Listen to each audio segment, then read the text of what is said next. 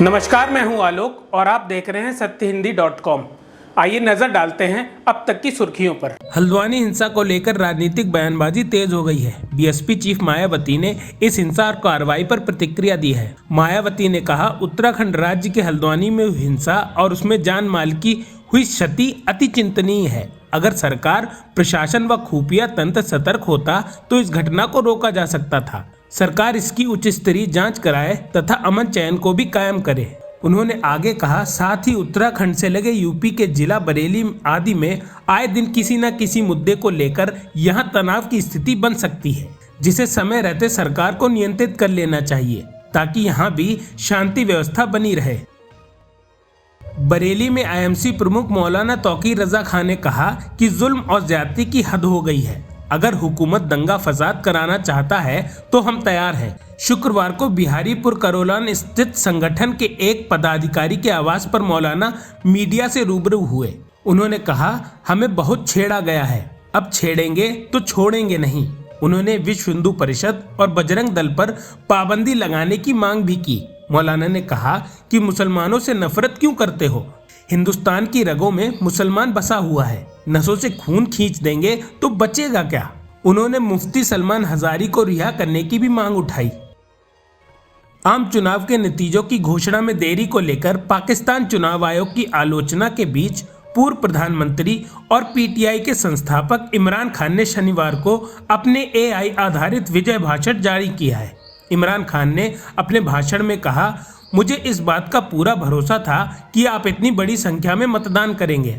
आप मेरे भरोसे पर खरे उतरे और चुनाव के दिन भारी मतदान में कई लोगों को आश्चर्यचकित कर दिया है। लोकतांत्रिक अभ्यास में आपकी सक्रिय भागीदारी के कारण लंदन योजना विफल हो गई है। नवाज शरीफ एक कम बुद्धि वाले नेता हैं, जिन्होंने अपनी पार्टी के 30 सीटों पर पिछड़ने के बावजूद विजय भाषण दिया है। लोकसभा में आज अयोध्या में राम मंदिर निर्माण पर चर्चा होगी। भाजपा नेता सत्यपाल सिंह मंदिर निर्माण और रामलला की प्राण प्रतिष्ठा पर चर्चा शुरू करेंगे। उम्मीद है कि सत्तारूढ़ गठबंधन के सदस्य कानूनी लड़ाई के बाद अयोध्या राम मंदिर के निर्माण सुनिश्चित करने के लिए पीएम नरेंद्र मोदी की प्रशंसा करेंगे। संसद का बजट सत्र 31 जनवरी को दोनों सदनों की संयुक्त बैठक में राष्ट्रपति द्रौपदी मुर्मू के संबोधन के साथ शुरू हुआ। इसका समापन आज होने वाला है। कर्नाटक के मुख्यमंत्री सीतारमैया ने शुक्रवार को केंद्रीय बजट में घोषित ऊपरी भद्रा परियोजना के लिए राज्य को 5,300 करोड़ अनुदान जारी न करने के लिए केंद्रीय वित्त मंत्री निर्मला सीतारमण पर निशाना साधा। पत्रकारों से बात करते हुए मुख्यमंत्री ने याद दिलाया कि सीतारमण ने पिछले साल के बजट में कहा था कि मार्च 2024 तक ऊपरी भद्रा परियोजना के लिए 5,300 करोड़ रुपए दिए जाएंगे। उन्होंने दावा किया, यह सिर्फ एक बयान नहीं था, बल्कि उनके बजट भाषण में की गई प्रतिबद्धता थी। ऊपरी भद्रा परियोजना के लिए 5,300 करोड़ रुपए की घोषणा करने के बाद उन्होंने हमें आज तक 1 रुपया भी नहीं दिया है।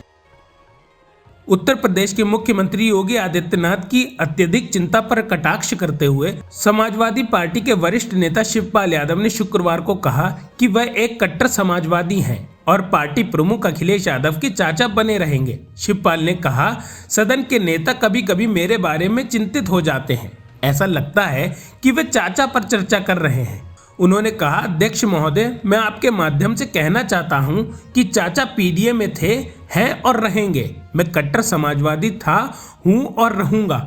मैं हमेशा अखिलेश का चाचा था, हूं और रहूंगा। महाराष्ट्र के मंत्री और राष्ट्रवादी पार्टी कांग्रेस पार्टी के विधायक छगन भुजबल को शुक्रवार को जान से मारने की धमकी मिली। एक अज्ञात व्यक्ति ने नासिक स्थित उनके कार्यालय पर पत्र भेजकर उन्हें जान से मारने की सुपारी देने की जानकारी दी। छगन भुजबल के कार्यालय ने बताया कि पत्र में दावा किया गया है कि यह कॉन्ट्रैक्ट 5 लोगों को 50 लाख रुपए में दिया गया है। छगन भुजबल के समर्थकों ने उनकी अतिरिक्त सुरक्षा की मांग की है। नासिक पुलिस इस पत्र की जांच कर रही है। नासिक पुलिस अधिकारियों ने कहा कि वे यह भी देख रहे हैं कि क्या रकमपा नेता को अतिरिक्त सुरक्षा प्रदान करने की आवश्यकता है।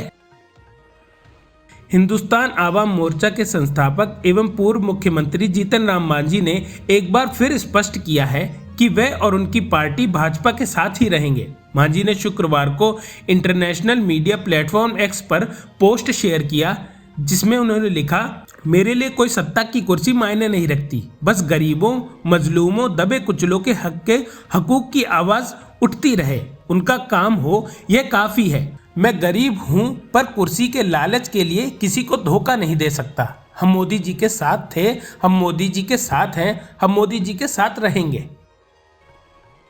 यह करीब करीब तय हो गया है कि प्रदेश में आरएलडी और भाजपा मिलकर चुनाव लड़ेंगे। चौधरी चरण सिंह को भारत रत्न मिलने के ऐलान के बाद अब इस मिलन की औपचारिकता का ऐलान भर बाकी है। सूत्रों के अनुसार जो खबरें आ रही हैं, उसमें आरएलडी को भाजपा से गठबंधन करने के बाद आरएलडी के अध्यक्ष जयंत चौधरी को मोदी सरकार के आने पर केंद्र में मंत्री बनाया जाएगा।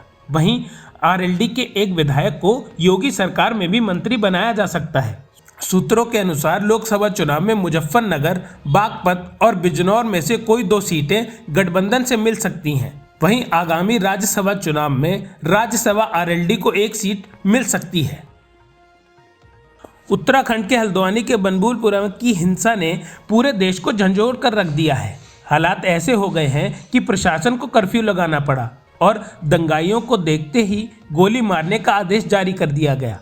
अब राज्य के डीजीपी अभिनव कुमार ने शुक्रवार को कहा है कि हल्द्वानी में पुलिस कर्मियों पर हमला करने वाले और आगजनी और तोड़फोड़ करने वालों के खिलाफ कड़े राष्ट्रीय सुरक्षा कानून यानी एनएसए के तहत कार्रवाई की जाएगी। डीजीपी ने एडीजी और अन्य वरिष्ठ अधिकारियों के परामर्श से स्थिति का आकलन करने के लिए हिंसा प्रभावित शहर पर दौरा भी किया है। मनसे चीफ राज ठाकरे ने बाला साहब ठाकरे के लिए भारत रत्न की मांग की है। वहीं दूसरी तरफ शिवसेना यूबीटी के नेता संजय राउत ने भी वीर सावरकर और बाला साहब ठाकरे के लिए भारत रत्न की घोषणा न करने पर केंद्र सरकार को घेरा है।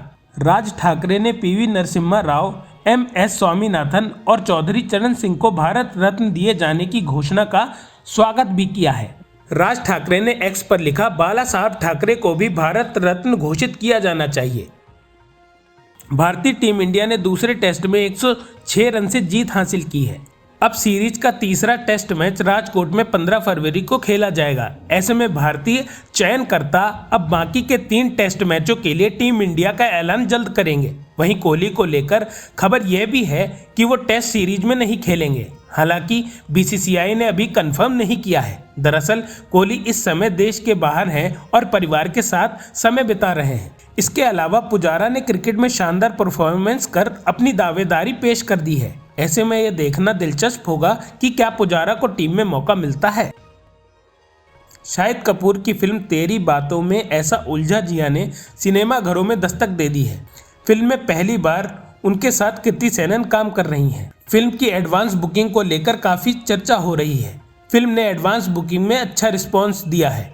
इसी बीच फिल्म के पहले दिन का बॉक्स ऑफिस कलेक्शन सामने आ गया है। सैक नील्स की ताज़ा आंकड़ों के अनुसार तेरी बातों में ऐसा उलझा जिया ने पहले दिन 6 करोड़ की कमाई की है। अब तक की सुर्खियों में बस इतना ही। आगे की खबरों के लिए बने रहिए सत्यहिंदी.com पर।